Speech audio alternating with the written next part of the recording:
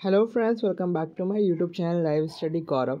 तो जैसा कि आप सभी को पता है, आपका एसएससी सीजीएल का जो एग्ज़ाम था मेंस का, वो 2 मार्च को और 3 मार्च को था और 6 और 7 मार्च को था।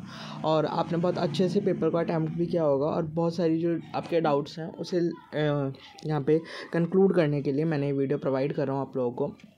देखो, वैसे तो मैं सीजीएल का एस्पिरेंट भी नहीं हूँ और मुझे ज़्यादा इस बारे में आइडिया भी नहीं था, बट हाँ, मैंने सीजीएल का पेपर जो प्री दिया था वो दिया था और दैट्स वाई मैंने क्वालिफाई भी हुआ था। और मैं स्टेनो बैकग्राउंड से हूँ, दैट्स वाई मुझे सीजीएल के बारे में, मतलब मुझे मैथ्स वगैरह के बारे में थोड़ा सा कम आइडिया है, but still I will provide some help to you कि मतलब आपको रफ आइडिया मिल जाए कि हाँ, आप इतने मार्क्स सिक्योर करोगे तो आप एक अच्छी पोस्ट के लिए या एक नॉमिनल पोस्ट के लिए भी एलिजिबल हो जाओगे। तो वीडियो को शुरू करते हैं। तो सबसे पहले मैं आपको बता देता हूँ कि मैंने जो एग्ज़ाम को फेस किया, तो मुझे जो चीज़ें ठीक लगी और जो मुझे टिपिकल सी लगी, दैट्स वाई मैं वो सारी चीज़ें भी बताऊँगा, क्योंकि मैंने खुद ने भी एग्ज़ाम को अपेयर किया एज ए स्टूडेंट। मैं भी समझ सकता हूँ कि क्या क्या डिफ़िकल्टी जो थी वो फेस करी होगी बच्चों ने। और अगर मैं यही बात करूँ कि इस बार जो सिनेरियो है वो बहुत अलग रहने वाला है, दैट्स वाई जैसे सब बोल रहे हैं कि 300+ कट ऑफ रहेगी, ऐसा कोई पर्टिकुलर नहीं है। इस बार कट ऑफ काफ़ी कम आएगी। उसके पीछे बहुत सारे रीज़न्स हैं। अगर मैं आपको रीज़न्स काउंट करवाऊँ तो सबसे पहला मेजर रीज़न ये है कि अभी तक एसएससी में कभी भी इतनी अच्छी वैकेंसी रिपोर्ट नहीं करी गई थी। सबसे फर्स्ट रीज़न तो यह है कि वैकेंसी बहुत ज़्यादा है। फर्स्ट रीज़न ये हो गया कट ऑफ का डिप करने का। सेकंड रीज़न इस बार सेक्शनल है, दैट्स वाई बच्चों का सेक्शनल पास ना होने की वजह से भी बहुत से बच्चे अच्छा स्कोर करते हुए भी रह जाएंगी just because of some sections. क्योंकि अगर कंप्यूटर, जैसा कि मैंने खुद ने भी फेस किया था कि कंप्यूटर के क्वेश्चन, मतलब मैंने तो खैर पढ़ा ही नहीं था कंप्यूटर, जस्ट बिकॉज कि मेरा खुद का स्किल टेस्ट था, दैट्स वाई मैंने सिर्फ देखने के लिए गया था कि किस तरीके का पेपर है। तो मुझे भी फील हुआ कि कंप्यूटर थोड़ा सा ट्रिकी था और मैंने जितना पढ़ रखा था कंप्यूटर उस हिसाब से कुछ भी उसमें क्वेश्चन भी नहीं थे। तो क्या हुआ कि इतना पता चल गया कि कंप्यूटर का लेवल अच्छा खासा था। अगर बच्चा कंप्यूटर क्वालिफाई नहीं कर पाएगा तो उसको मेरिट में नाम आना मुश्किल ही नहीं, नामुमकिन है। ठीक है। और ये सेम जो सिनेरियो था, मैंने और बच्चों से भी बात करी या और भी अपने फ्रेंड्स कलीग से भी बात करी, तो सबका सेम ही था कि कंप्यूटर बहुत ही अलग सी आ रही थी और जो पास कर पाना बहुत ज़्यादा मुश्किल हो रहा था। ठीक है। तो क्या हो रहा है कि सेक्शनल बच्चा पास नहीं कर पा रहा है। मैं मानता हूँ कि बच्चे का स्कोर बन सकता है, आप लोगों का स्कोर काफ़ी अच्छा बन सकता है, लेकिन अगर सेक्शनल का पास नहीं हुआ तो कोई फ़ायदा नहीं है उस स्कोर का। तो ये तो तय है कि ये दूसरा रीज़न हो गया कि आपकी जो कट ऑफ है वो डिप करेगी। थर्ड बात करते हैं कि और क्या सिनेरियो रहा है। जैसे कि मैंने आपको बता ही दिया कि कंप्यूटर टफ था, और अगर मैं वही बात करूँ कि जीएस का भी जो लेवल था वो काफ़ी अच्छे लेवल पे रखा गया था कि जीएस में भी बच्चा बहुत अच्छा स्कोर नहीं कर सकता। जिस तरीके से जीएस आ रही थी, ऐसे क्वेश्चन नहीं थे जो बच्चों ने पढ़ रखे हों, बहुत ही रेयर क्वेश्चन थे। तो और कुछ क्वेश्चन ट्रिकी थे, दैट्स वाई वो मतलब थोड़े से स्टेटमेंट के हिसाब से दे रखे थे, तो वो भी थोड़ी सी दिक्कत कर रहे थे। वहीं अगर मैं बात करूँ रीजनिंग के लेवल की, तो रीजनिंग का लेवल ठीक ठाक था। देखो, टाइम था बच्चे के पास, इसलिए उन्होंने मैनेज कर लिया। पहले क्या होता था, 60 मिनट में आपको 100 क्वेश्चन करने होते थे, तो वहाँ टाइम का इशू होता था। लेकिन अगर आपको 60 मिनट में 60 क्वेश्चन करने हैं तो फिर भी आप बैलेंस कर लेते हो। इसलिए बच्चों के जो अटैम्प्ट है रीजनिंग और मैथ्स में वो अच्छे खासे बने हैं इस बार। ठीक है, इस सिनेरियो को समझो।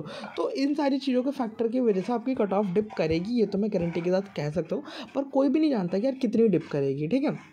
वही बात करते हैं कि अब एक्चुअल में जो बच्चों ने अटैम्प्ट करा है और जितना मुझे पता चला है, अटैम्प्ट सभी ने 100+ बताया है मुझे। ठीक है, 100 से ऊपर ही बच्चों ने अटैम्प्ट किए हैं और काफ़ी अच्छा लगा सुन के कि हाँ 100+ अटैम्प्ट कर रहे हैं, जैसा कि हम सोच भी नहीं रहे थे इतना। तो खैर क्योंकि हम सब सोच रहे थे कि पेपर थोड़ा सा टिपिकली आने वाला है। लेकिन बात करते हैं कि एवरेज जो स्कोर है वो कहाँ तक बनेगा।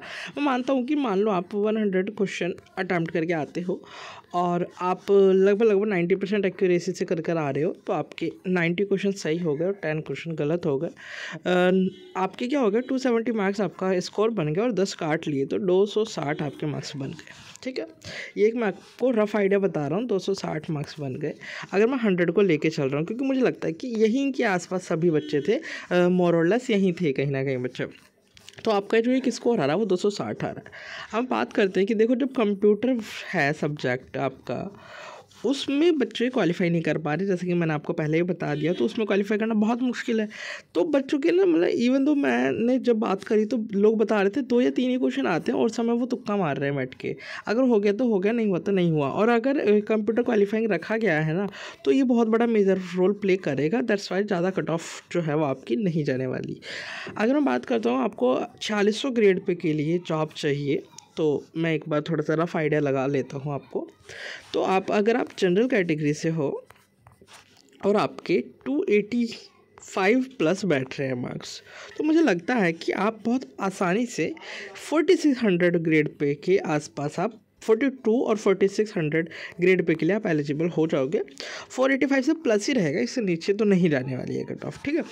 485 से ये रहेगा 295 तक, जो मुझे लगता है इसी के बीच में रहने वाला है जनरल का 4600 ग्रेड पे के लिए।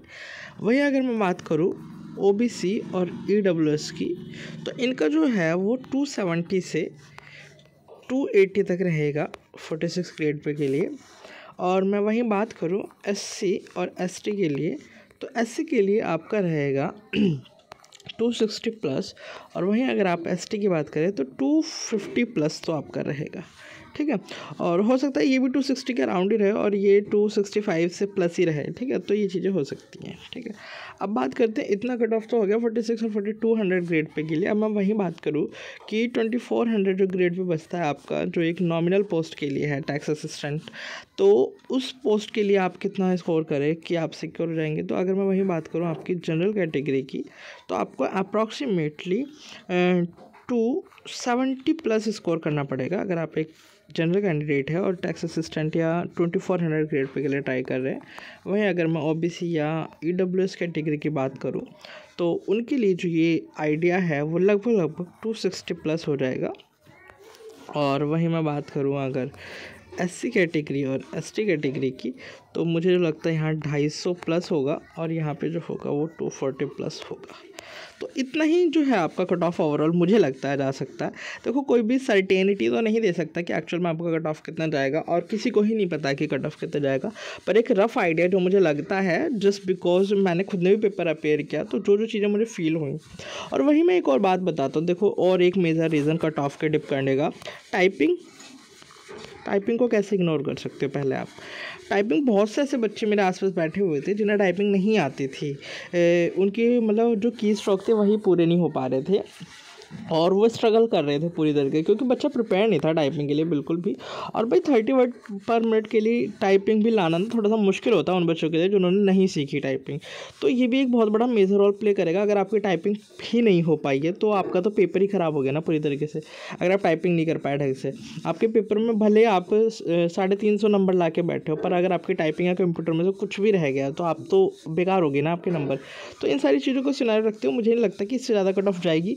और स्टिल वी कैन होप, हमारे पास इसके अलावा और कोई चारा नहीं है। और SSC के साइड से जब तक कुछ चीज़ें नहीं आती जब तक हमें पता नहीं लग पाएगा। और एक बिल्कुल जो होता है ना, एक बिल्कुल अच्छा एस्टीमेट हम तभी कर सकते हैं जब आपके पास आंसर की अवेलेबल हो जाए। आंसर की के बाद हमें एक थोड़ा सा रफ आइडिया मिल जाएगा कि बच्चों का स्कोर किस साइड जा रहा है, तो इस हिसाब से चीज़ों को बता पाना बहुत इजी हो जाएगा।